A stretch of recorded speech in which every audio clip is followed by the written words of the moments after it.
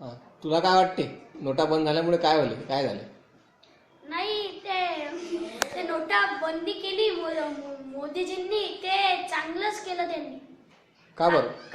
कारण त्यांनी हे देशात जे काल्या धनचे महासागर वाहतात की नाही, ते महासागर जर त्याला मिठी गंगा बनवणं असेल, जर त्या खारट महासागरले काल्या धनच्या, तर त्यानं गोड पाणी जे मिठी गंगा बनते ते याच निर्णयाने बनते. मोदीजींनी हा निर्णय समजूत घेऊनच घेतला असे माझे मत आहे.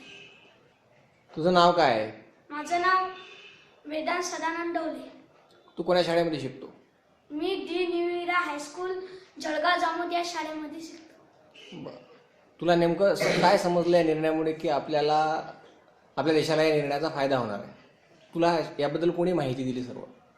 कारण आपल्या देशात जे आतंकवादी घुसतात, ते काम करतात काल्या धंद्याचं, त्यांना आपल्या देशात लय बिघाड झालेली आहे. आपल्या देशातल्या, आपल्या भारत देशातल्या लोकांचं फार नुकसान होत आहे. आणि हे नुकसान टाळण्यासाठी मोदीजींनी हा चांगलाच फैसला घेतला. हाच फैसला घ्यायला पाहिजे होता त्यांनी. बरं, या अगोदर हा फैसला झाला असता तर खरंच काही बदल झाला असता का देशात आजपर्यंत? हो, यापुढे लय यांनी असे मोदीजी सारखे चांगले प्रधानमंत्री त्यांनी असे चांगले निर्णय घेतलाय आणि मोदीजींनी बी ते पाऊल उचलले. देशातील लोकांना काही ना काही त्रास होईल, पण यांना देशाचा फायदाच होईल. कोणतंही काम करायच्या आधी लोकांना जरसा त्रास होतोच.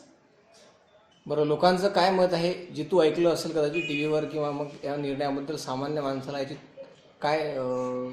बँकेत जे असे नोटा बदलणं आले जे माणसं येतात, ते हर एक माणूस असंच म्हणताय की नाही बा, हे मोदीजींच्या या निर्णयाने, त्या नोटाबंदीच्या निर्णयाने आम्हाला त्रास होत आहे थोडाफार, पण हा फैसला त्यांनी घेतला हा चांगलाच आहे.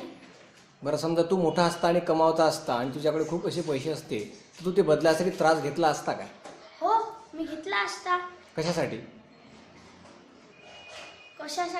म्हणजे देश, आमचे स्वराज्य याच्यासाठी घेतला असता. काला धन आपल्या देशात पाहिजेतच नको मला.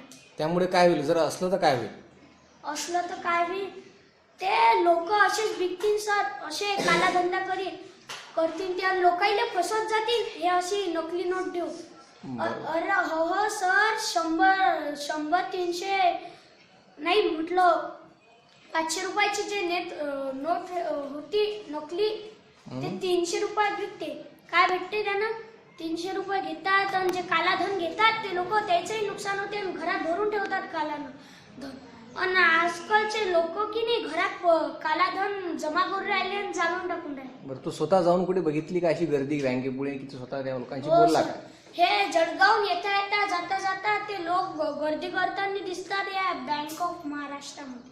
अच्छा, बरं, म्हणजे तुझं म्हणणं आहे सामान्याला त्याचा काही एक त्रास नाही, नाही. त्रास झाला तर ती जनता सहन करायला तयार आहे. हो. बरं, एकदा पूर्ण तुझं नाव सांगून दे. वेदांत सदानंद डोले, आसलगाव बाजार, तालुका जळगाव जामोद, जिल्हा बुलढाणा.